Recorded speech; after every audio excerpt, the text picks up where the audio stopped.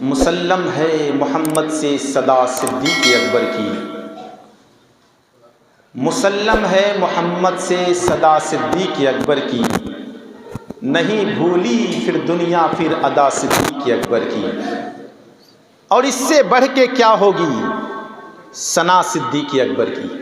ثنا کے معنی تعریف ہوتی ہے، اور اس سے بڑھ کے کیا تعریف ہوگی صدیق اکبر کی، اور اس سے بڑھ کے کیا ہوگی ثنا صدیق اکبر کی۔ نبی تعریف کرتے تھے صدا صدیق اکبر کی، نبی تعریف کرتے تھے صدا صدیق اکبر کی۔ فرش والے تیری شوکت کا علو کیا جانے، خوش رواں عرش پہ اڑتا ہے فریرا تیرا۔ حضرات محترم، میں اس ذات بابرکات کا ذکر کروں جس کو قرآن مجید میں نہ جانے کتنی مرتبہ ان کا ذکر ہوا ہے۔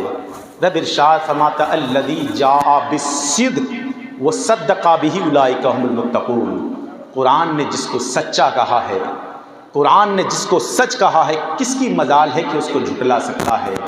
میرے سرکار دو عالم صلی اللہ تعالی علیہ وسلم کتنی محبت فرماتے تھے حضرت ابو بکر صدیق رضی اللہ تعالیٰ عنہ سے۔ حضرت عائشہ صدیقہ طیبہ طاہرہ ام المومنین ہے، فرماتی ہے کہ ایک مرتبہ صحن میں بیٹھے تھے کہ رات کا سناٹا تھا، اور ایسا معاملہ تھا کہ ستارے پورے آسمان پر ٹمٹما رہے تھے، کوئی جگہ ایسی نہیں تھی کہ ستاروں کی انجمن نہ لگی ہو۔ حضرت عائشہ صدیقہ سرکار کی چہیتی بیوی تھی، ام المومنین ہے، مسلمانوں کی ماں ہیں، اور سب سے بڑی محدثہ کا نام حضرت عائشہ صدیقہ ہے۔ حضرت عائشہ صدیقہ فرماتی ہیں یا رسول اللہ، یا حبیب اللہ، یہ بتا دیا جائے کہ ہے کوئی ایسا جو آسمان کے ستاروں کے برابر جس کی نیکیاں ہوں۔ میرے سرکار نے اتنا جملہ سنا نہ، سرکار فرماتے ہیں عائشہ آسمان کے ستاروں کے برابر نیکیاں حضرت عمر ابن خطاب کی ہے۔ یہ سرکار کا جملہ تھا کہ عمر ابن خطاب کی ہے۔ حضرت عائشہ مغموم ہو گئی، فرماتے یا رسول اللہ، پھر میرے والد ابو بکر صدیق کی نیکیاں کدھر ہے؟ فرماتے عائشہ ابو بکر کی ایک نیکیاں ایک طرف ہے، عمر کی تمام نیکیاں ایک طرف ہیں۔ ابو بکر کی ایک نیکیاں ایک طرف ہے۔ کیا شان ہوگی سرکار جس کی تعریف بیان کرتے ہیں، کیا محبت ہوگی سرکار سے۔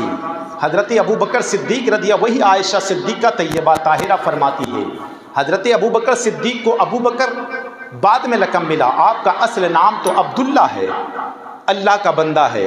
ابو بکر اونچے گھرانے والے، اونچے خلاف گھرانے والے، اعلیٰ نسب والے، آپ کو صدیق بھی کہا گیا ہے، آپ کو عتیق بھی کہا گیا ہے۔ وہی عائشہ صدیقہ طیبہ طاہرہ فرماتی ہے کہ سرکار تشریف فرمائے، صحابہ کی انجمن لگی ہوئی ہے، اتنے میں میرے والد حضرت ابو بکر صدیق تشریف لے کر آئے۔ میرے سرکار فرماتے وہ دیکھو عتیق آ رہا ہے، یعنی اللہ تبارک و تعالیٰ نے ابو بکر کو جہنم سے آزاد فرما دیا ہے، اسی لیے آپ کا لقب عتیق عطا فرما دیا۔ اور صدیق کے تعلق سے تو حضرت علی کرم اللہ وجہ الکریم فرماتے ہیں آج کچھ لوگ ہیں جو علی کی محبت میں ابو بکر کی تو اہانت کرتے ہیں، کچھ ایسے لوگ ہیں جو ابو بکر کی محبت میں علی سے اہانت کرتے ہیں، مگر سنو نہ علی ابو بکر سے جدا ہے، نہ ابو بکر علی سے جدا ہے۔ حضرات محترم، کیا شان ہوگی ابو بکر صدیق کی۔ حضرت ابو بکر صدیق خلیفۃ المسلمین ہے، مسلمانوں کے پہلے خلیفہ کا نام ابو بکر ہے۔ کون ابو بکر صدیق ہے؟ حضرت علی کرم اللہ وجہ الکریم۔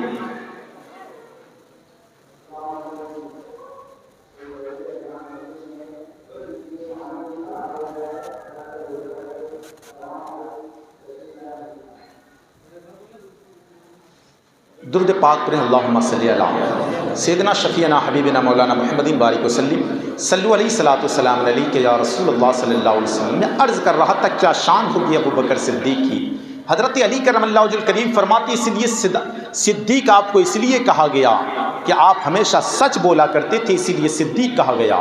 میرے سرکار دو عالم صلی اللہ تعالی وسلم جب معراج پہ گئے تھے، اور معراج پہ گئے تھے نا تو لامکہ کی سیر کیے، رب تعالیٰ کا دیدار کیا، رب تعالیٰ کی تجلی کو دیکھا، زمین سے آسمان تک گئے، آسمان سے لامکہ تک گئے، لامکہ سے حضرت جبریل سے میرے سرکار فرماتے ہیں، میرے جبریل سے فرماتے، سرکار فرماتے جبریل میں تو اتنی دور کا سفر کر کے گیا، مانے گا کون؟ کہ کوئی نہ مانے یا نہ مانے، تیرا ابو بکر ضرور مان لے گا، کیونکہ اس کو صدیق اکبر کہا جاتا ہے۔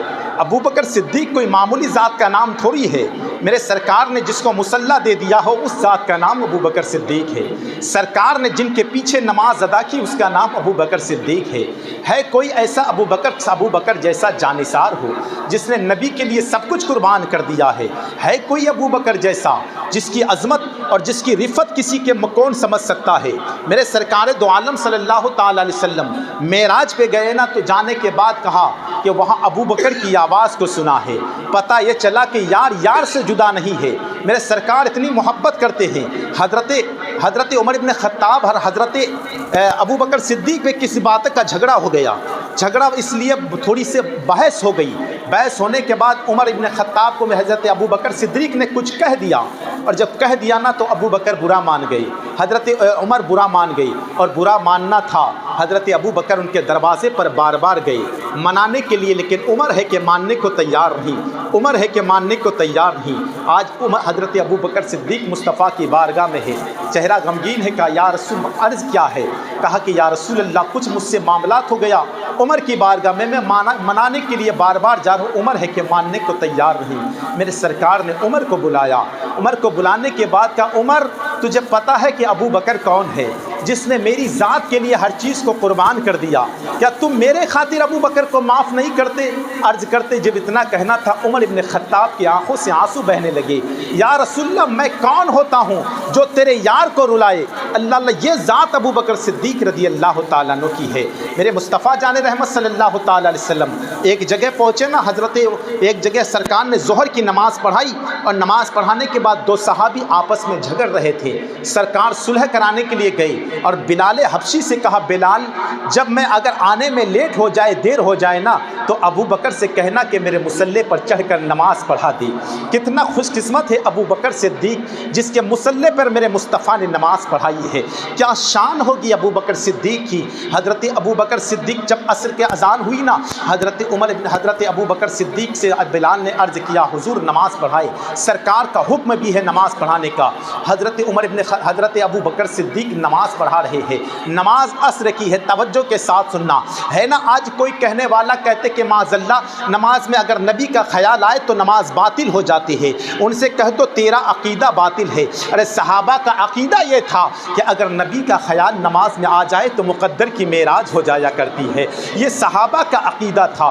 فرماتے ہیں ابو بکر صدیق نماز پڑھا رہے ہیں، نماز ایک رکعت یا دو رکعت ہو بھی چکی ہے، ایسا نہیں کہ سمجھ جہاں اتنے میں نماز ہوئی نا اتنے میں سرکار تشریف لے کر آئے، یا نماز کے لیے ابو بکر صدیق کھڑے ہوئے، اور جب کھڑے ہوئے نیت باندھا، نیت باندھنے کے بعد اتنے میں میرے مصطفیٰ جان رحمت صلی اللہ تعالی علیہ وسلم تشریف لے کر آئے، اور تشریف لانے کے بعد جب صحابہ کو پتہ چلا کہ سرکار تشریف لے کر آ رہے ہیں، صحابہ سائڈ دیتے گئے، کنارہ کرتے گئے، سرکار آگے بڑھاتے گئے، اور صحابہ سیٹیاں مارنے لگے۔ سیٹیاں جب زیادہ ہوئی ابو بکر کو پتہ چل گیا کہ آنے والے میرے مصطفیٰ جان رحمت ہے۔ اللہ اللہ، اور کیوں نہ مصطفیٰ جان رحمت کا پتہ ملے، کیونکہ اعلیٰ حضرت فرماتے ہیں ان کی مہک نے دل کے گنچے کھلا دیے ہیں، جس راہ چل دیے ہیں کوچے بسا دیے ہیں۔ ارے میرے مصطفیٰ جدھر سے گزر جایا کرتے تھے نا وہ گلیاں دیر تک مہکنے لگ جایا کرتی تھی۔ میرے مصطفیٰ جان رحمت صلی اللہ تعالی علیہ وسلم تشریف لے کر آئے، جب ابو بکر کو پتہ چلا کہ مصطفیٰ گھوم کر دیکھا تو ابو بکر مصطفیٰ جان رحمت تشریف لے کر آئے،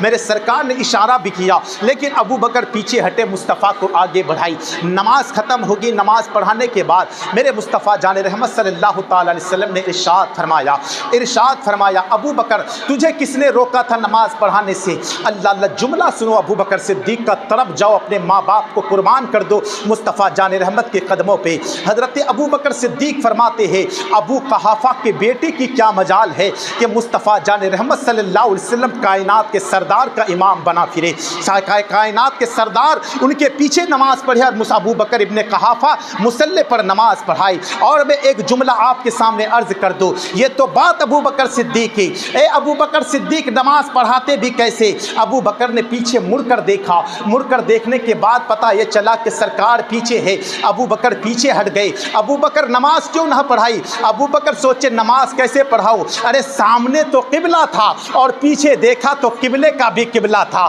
تبھی تو اعلیٰ حضرت ترجمانی فرماتے ہیں، حاجیو آؤ شہنشاہ کا روضہ دیکھو، حاجیو آؤ شہنشاہ کا روضہ دیکھو۔ ارے کعبہ تو دیکھ چکے، کعبے کا کعبہ دیکھو، کعبہ تو دیکھ چکے، کعبے کا کعبہ دیکھو۔ پتہ یہ چلا میرے مصطفیٰ جان رحمت کی عظمت کیا ہے، میرے مصطفیٰ جان رحمت صلی اللہ تعالی علیہ وسلم کی شان کیا ہے۔ سرکار دو عالم صلی اللہ تعالی علیہ وسلم اپنی ظاہری حیات میں ایک مرتبہ دو مرتبہ نہیں، ابو بکر صدیق کو کئی مرتبہ نماز کے لیے کہا اور ابو بکر صدیق نے نماز پڑھائی ہے۔ سرکار کے آخری وقت ہے نا، طبیعت ناساز ہے سرکار کی، سرکار بستر استراحت میں آرام فرما رہے ہیں، سرکار پر عجیب سی کیفیت ہے۔ سفر المظفر کا مہینہ ہے، سفر المظفر کی 22 تاریخ گزرانا، سرکار کی طبیعت ناساز ہو گئی، اور جب طبیعت ناساز ہوئی تو سرکار پر عجیب سی کیفیت تھی، کبھی افاقہ ہوتا بھی تھا اور کبھی سرکار کو یوں ہی دن گزر جایا کرتا تھا۔ بیماری اتنی شدت کی تھی، اللہ لوگوں یاد رکھو، یہ بیمار جب انسان ہو جایا کرتا ہے نا، اللہ تبارک و تعالیٰ اس کو گناہوں سے پاک کر دیا کرتا ہے۔ اسی لیے بیماری ہمارے لیے خطرہ نہیں ہے، بیماری تو ایک جان لیوا بیماری ہو سکتی ہے، لیکن اللہ تبارک و تعالیٰ کا انعام ہے کہ کوئی بندہ اگر بیمار پڑتا ہے نا، اللہ اس کو شفا یاب کہہ دیا کرتا ہے۔ وہ کسی نے کہا تھا نا کہ ایک شخص بیمار کبھی زندگی میں بیمار نہیں پڑا ہے، وہ صحابی رسول ہے، بیمار کبھی نہیں پڑا، آج تک اسے ایک کانٹا بھی نہ چبھا ہے، وہ بیمار کبھی نہیں پڑا۔ اور یاد رکھو، بیمار وہی پڑتا ہے جس پر اللہ تبارک و تعالیٰ کا فضل عظیم ہوتا ہے، جس پر اللہ تبارک و تعالیٰ کی رحمت کی نظر ہوا کرتی ہے۔ ایک دن اس کی بیوی نے کہا ہے مجھے طلاق دے دو۔ اللہ یہ اتنا کہنا تھا، اپنی بیوی سے اتنی محبت کرنے والا، وہ اپنی بیوی سے محبت کرنے والا، لیکن بیوی کہتی ہے مجھے طلاق دے دو۔ معاملات کیا ہے، سیدھا چلا مصطفیٰ کی بارگاہ میں، اور جو ہی جا ہی رہا تھا نا، پیر میں کانٹا چبھا یا ٹھوکر لگی ہے، اس نے اف کی آواز نکالی۔ بیوی نے کہا اب چلو لوٹ کر چلو، مجھے طلاق نہیں چاہیے۔ کہا کیا معاملات ہے، ابھی تو نے طلاق مانگا تھا، اب تجھے طلاق نہیں چاہیے، وجہ کیا ہے؟ کہا کہ میں نے سنا تھا کہ جب کوئی انسان بیمار پڑتا ہے یا اس کو کوئی تکلیف ہوتی ہے، اللہ تبارک و تعالیٰ کو اس کو رحمت کی نظر سے دیکھتا ہے، نظر رحمت فرماتا ہے۔ میں نے اپنی زندگی میں کبھی تجھے نہ بیمار دیکھا ہے، نہ کبھی کسی چیز میں مبتلا دیکھا ہے، میں سمجھ گیا کہ تجھ پر رب کی رحمت کی نظر نہیں ہو رہی ہے، اور جب تم نے تکلیف میں مبتلا پایا، تم نے اف کہا ہے، میں سمجھ گیا رب کی رحمت تمہارے طرف متوجہ ہو چکی ہے۔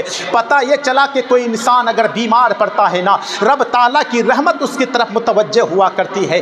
میرے سرکار بیماری ہے، بیمار کی حالت میں ہے، اور جب بیمار ہے نا تو صحابہ کرام عرض کرتے ہیں سرکار کی بارگاہ میں، یا رسول اللہ، یا حبیب اللہ، عمر ابن خطاب سے کہہ دیجئے کہ وہ مصلی امامت کو سنبھالے، نماز پڑھائے۔ میرے سرکار بیمار کی حالت میں تھے، سرکار نے فرمایا نہیں، ابو بکر سے کہو کہ مصلی امامت کو سنبھال لے، ابو بکر سے کہو کہ نماز پڑھائے۔ حضرات محترم، ابو بکر صدیق نماز پڑھا رہے ہیں، میرے سرکار کو ذرا افاقہ ہوا، اور جب افاقہ ہوا نا تو سرکار فرماتے میں دیکھنا چاہتا ہوں میرے غلام نماز کیسے پڑھ رہے ہیں۔ ایک طرف سے حضرت عباس ہے، دوسرے طرف سے حضرت علی ہے، سرکار کو سہارا دیکھے، سرکار کا حجرہ ہے اور مسجد نبوی ہے، سرکار حجرے سے باہر نکلے، مسجد نبوی میں دیکھا کہ ابو بکر نماز پڑھا رہے ہیں۔ صحابہ کرام کو جدا خبر لگی کہ مصطفیٰ تشریف لے کر آئے، حضرت ابو بکر صدیق پیچھے ہٹنا چاہتے تھے، سرکار نے فرمایا نہیں ابو بکر، نماز آج تو ہی پڑھائے گا۔ وہ کتنی خوش قسمت ہے جو میرے مصطفیٰ کے سامنے نماز کو مکمل کیا ہو، وہ کتنے خوش قسمت ہے جس نے میرے مصطفیٰ جان رحمت کے رہتے ہوئے مصلی امامت کو سنبھالا ہو۔ ہے کوئی ابو بکر جیسا جس کو افضل البشر بعد الانبیاء کہا جاتا ہے؟ نبیوں کے بعد اگر کسی کا مرتبہ بڑا ہے تو وہ ابو بکر صدیق کا ہے۔ آج مسجد نبوی وہ مسجد نبوی ہے جہاں ایک کوئی اگر 2 رکعت نفل نماز بھی پڑھتا ہے، اللہ اسے ایک حج مقبول کا ثواب عطا فرماتا ہے۔ جانتے ہو مسجد نبوی کی تاریخ میں آپ کو بتاؤں، میرے سرکار مکے سے ہجرت کر کے مدینہ جا رہے ہیں نا، سرکار مکے سے ہجرت کر کے تو غار ثور میں ہے۔ کون غار ثور ہے؟ آپ نے وہ واقعہ سنا ہوگا، سرکار ہجرت کر کے جب جا رہے ہیں، رب تعالیٰ کا فرمان ہے، میرے سرکار سے فرمایا محبوب آپ یہاں سے ہجرت کر جائے۔ حضرت علی کو بستر پر لٹا دیا، سرکار ابو بکر کے ساتھ سیدھا ابو بکر کے ساتھ گھر میں پہنچے۔ دنیا دیکھ رہی ہے، ارے سب نبی کے دروازے پر پہنچتے ہیں، لیکن آج دیکھا جا رہا ہے کائنات کا سردار اپنے یار کے گھر پہنچ رہا ہے، اپنے محبوب کے گھر پہنچ رہا ہے۔ ارے جو محبوبوں کا محبوب ہو اسے ابو بکر صدیق کہا جاتا ہے۔ اللہ اللہ میرے سرکار دو عالم صلی اللہ علیہ وسلم ابو بکر، آج وہ دن ہے، آج وہ رات ہے کہ رب نے فرمایا ہجرت کرنے کے لیے آقا میں تو اسی انتظار میں ایک زمانے سے تڑپ رہا ہوں کہ سرکار کے جب ہجرت کی بات آئے گی نا تو میں پھر سرکار کے ساتھ چلوں گا۔ سرکار کے ساتھ ابو بکر نے ہجرت کیا ہے۔ عاشقی دیکھو عاشقی، کبھی سرکار سے آگے، کبھی سرکار سے پیچھے، کبھی سرکار کے دائیں، کبھی سرکار کے بائیں۔ اے ابو بکر دائیں بائیں چلنا تو سمجھ میں آتا ہے، پیچھے چلنا سمجھ میں آتا ہے، مگر آج تک نبی سے آگے کوئی نہیں چلا۔ ابو بکر تو کیوں چل رہا ہے؟ عرض کرتے ابو بکر اس لیے آگے چل رہا ہو، عشق جواب دیتا ہے، عشق تڑپ کر کہتا ہے آگے چلنے کا معاملات یہ ہے کہ کوئی نبی پر اگر تیر کوئی چلائے نا تو پہلے ابو بکر کا سینہ چھلنی ہو جائے، اگر کوئی پیچھے تیر چلائے تو ابو بکر کی پیٹھ چھلنی ہو جائے، یعنی ابو بکر کا جب تک جسم میں خون کا ایک قطرہ باقی ہے وہ مصطفیٰ کے قدموں پر اپنے آپ کو قربان کرنے کو تیار ہے۔ دنیا کہتی ہے نا سب سے زیادہ بہادر اور طاقتور کا نام حضرت علی کرم اللہ وجہ الکریم ہے، مگر کسی نے پوچھا تھا او علی، نماز کے بعد حضرت علی نے پوچھا او لوگوں جانتے ہو سب سے بڑا بہادر کون ہے، سب سے بڑا طاقتور کون ہے؟ کسی نے کہا تھا او علی سب سے زیادہ طاقتور آپ ہے۔ حضرت علی نے فرمایا نہیں نہیں، سب سے زیادہ طاقتور کا نام حضرت ابو بکر صدیق ہے۔ کہا کیسے؟ کہا جنگ بدر ہوا تھا نا، اسلام کی پہلی جنگ ہوئی تھی نا، اس جنگ میں کافروں کی ٹارگٹ یہ تھا کہ مصطفیٰ کو ختم کر دیا جائے، جس سے اسلام پھیل رہا ہے اس کو صفحہ ہستی سے مٹا دیا جائے۔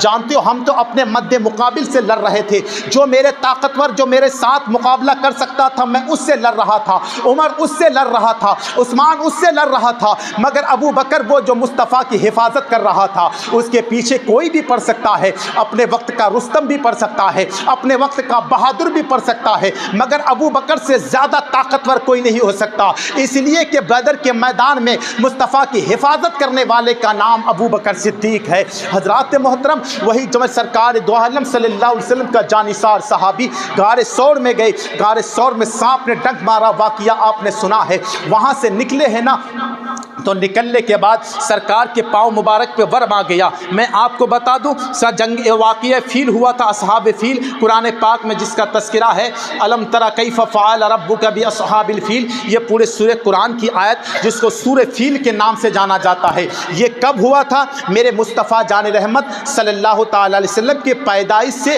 40 دن یا 4 کی قبل اس طرح یا 60 دن کچھ اسی طرح کا ذکر ہے، اس سے پہلے اس کے بعد یہ میرے سرکار پیدا ہوئے تھے، اور حضرت ابو بکر صدیق اس واقعے کے 2.5 سال کے بعد پیدا ہوئے۔ پتہ یہ چلا عمر میں بھی میرے مصطفیٰ حضرت ابو بکر صدیق سے بڑے ہیں، لیکن محبت اور یاری دیکھو جہاں چل رہے ہیں ابو بکر صدیق کے ساتھ، سرکار کے پاؤں مبارک پہ ورم آ گیا چلتے چلتے، سرکار سے صحابہ حضرت ابو بکر صدیق فرماتے ہیں یا رسول اللہ یا حبیب اللہ میں بیٹھ جاتا ہوں، آپ میرے کاندھے پر سوار ہو جائے۔ سرکار اتنا کہنا تھا، سرکار دو عالم نے یہ نہیں فرمایا ابو بکر نبوت کا بوجھ تو نہیں اٹھا سکتا، سرکار فرماتے ابو بکر تو بیٹھ جا میں تیرے کاندھے پر سوار ہو جاؤ۔ حضرت ابو بکر کے کاندھے پر میرے مصطفیٰ سوار ہو گئے اور سوار ہونے کے بعد چلنے لگے۔ اللہ کتنا خوش قسمت ہے، اگر کوئی بچہ سینے پہ قرآن لے کر چل رہا ہونا تو ہم اس کے آگے نہیں چلتا کہ قرآن کی بے ادبی نہ ہو جائے۔ ہم جب تلاوت کرتے ہیں تو کوئی شخص قرآن کی طرف پیٹھ موڑ کر نہیں بیٹھتا کہ قرآن کی بیٹھ نہیں، قرآن کی اہانت اور توہین نہ ہو جائے۔ اور ابو بکر صدیق کتنا خوش قسمت ہے جو صاحب قرآن کو اٹھایا ہوا ہے۔ آج علی کی کیا مجال ہے کہ ابو بکر کے صدیق کے آگے چلے، عمر کی کیا مجال ہے کہ ابو بکر کے آگے چلے، کیونکہ ابو بکر نے قرآن کو نہیں اٹھایا، صاحب قرآن کو اٹھایا ہے۔